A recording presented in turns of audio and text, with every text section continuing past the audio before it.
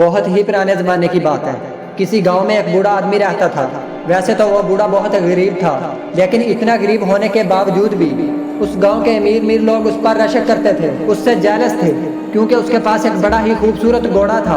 कई लोगों ने उससे कई बार वो घोड़ा खरीदने की कोशिश की, उसे बहुत ही अच्छी कीमत की ऑफर की, लेकिन उस बूढ़े आदमी ने हमेशा इनकार कर दिया।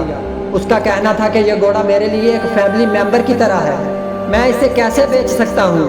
इसके दोस्तों ने, इसके रिश्तेदारों ने भी इसे कन्विंस करने की बहुत कोशिश की कि तुम्हें बहुत अच्छी कीमत मिल रही है, इन पैसों से तुम्हारे दिन फिर जाएंगे, अमीर हो जाओगे, अपनी ज़रूरतें पूरी कर लोगे, घोड़े का तुमने क्या करना, बेच दो इसे। लेकिन वो बूढ़ा आदमी ना माना, वो घोड़ा बेचने पर कभी तैयार ना हुआ। वक्त ऐसे ही गुजरता रहा। एक दिन वो सुबह उठा तो उसने देखा कि घोड़ा आफ्ताबल में नहीं है। ये खबर जंगल की आग की तरह पूरे गांव में फैल दी।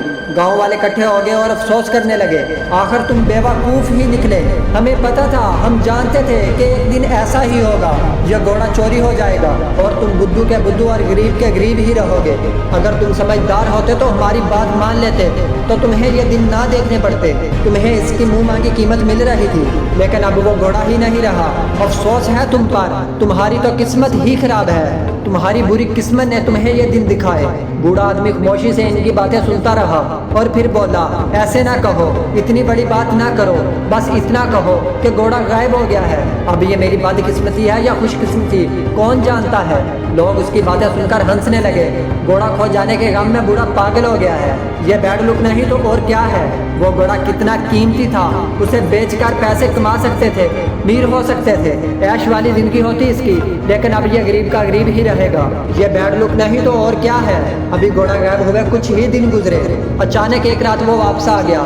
इसे किसी ने चोरी नहीं किया था, बस वो अपनी रस्सी तड़वाकर जंगल की तरफ भाग गया था। अब वो अकेला वापस नहीं आया था, बल्कि उसके साथ 10 जंगली घोड़े और भी थे। गांव वालों को जब उस बात की खबर मिली तो वो सारे किसान के घर इकट्ठे हो गए। ये तो तुम्हारे लिए बड़ी खुशकिस्मती की बात है, एक छोड़ अब तो तुम्हारे पास 10 घोड़े हो गए। बूढ़े आदमी ने कहा, ऐसा ना कहो, इतनी बड़ी बात ना करो, बस इतना कहो कि मेरा घोड़ा वापस आ गया है और उसके साथ और भी घोड़े आ गए हैं। उसको मेरी किस्मत से ना जोड़ो, मेरी किस्मत अच्छी है या बुरी कौन जानता है। गाँव वाले उस दफा खामोश रहे, उन्होंने कोई जवाब ना दिया, लेकिन इतनी बात तो वो जानते थे कि बूढ़े आदमी के पास 10 खूबसूरत घोड़े हैं और अगर इन घोड़ों को ट्रेनिंग देकर बेचा जाए तो उनकी अच्छी खासी कीमत मिल जाएगी। यह खुशकिस्मती नहीं तो और क्या है। उस बूढ़े आदमी का नौजवान बेटा था जिससे वो बहुत प्यार करता था, वो बूढ़े आदमी का इकलौता बेटा था। उस नौजवान लड़के ने घोड़ों को ट्रेनिंग देना शुरू कर दी। एक दिन वो ट्रेनिंग के दौरान एक घोड़े से गिर गया और उसकी टांग टूट गई। लोग एक बार फिर उसके घर पर इकट्ठे हो गए और उन्होंने अपना फैसला सुना दिया, तुम्हारे इकलौते बेटे की दोनों टांगें टूट गई हैं, तुम्हारा बेटा तुम्हारे बुढ़ापे का एक वाहद सहारा था, ये तो बड़ी बैड लुक हुई है तुम्हारे साथ। बूढ़े आदमी ने कहा, इतनी बड़ी बात ना करो, इस वाक़े से मेरी किस्मत का फैसला ना करो, सिर्फ इतना कहो कि मेरे बेटे की टांगें टूट गई हैं। अब ये मेरे लिए खुशकिस्मती है या बदकिस्मती कौन जानता है। गांव वाले हैरत से बूढ़े आदमी का मुंह देखने लगे। जवान बेटे की टांगें टूट गई हैं, वो सारी जिंदगी के लिए मजदूर हो गया है, इसको बदकिस्मती ना कहें तो और क्या कहें। अभी कुछ ही हफ्ते गुजरे थे कि किसी दूसरे मुल्क के राजा ने इनके मुल्क पर हमला कर दिया। राजा को फौज की जरूरत थी, गांव के नौजवानों को जबरदस्ती फौज में भर्ती किया जाने लगा। राजा के सिपाही बूढ़े आदमी के घर आए, लेकिन चूंकि बूढ़े आदमी के बेटे की टांगें टूटी हुई थी, वो मजदूर था, इसलिए सिपाही उसे छोड़ गए। गांव के लोग फिर इकट्ठे होकर बूढ़े आदमी के घर आए। इनकी आंखों में आंसू थे और वो इंतहाई अफसुर्दा थे।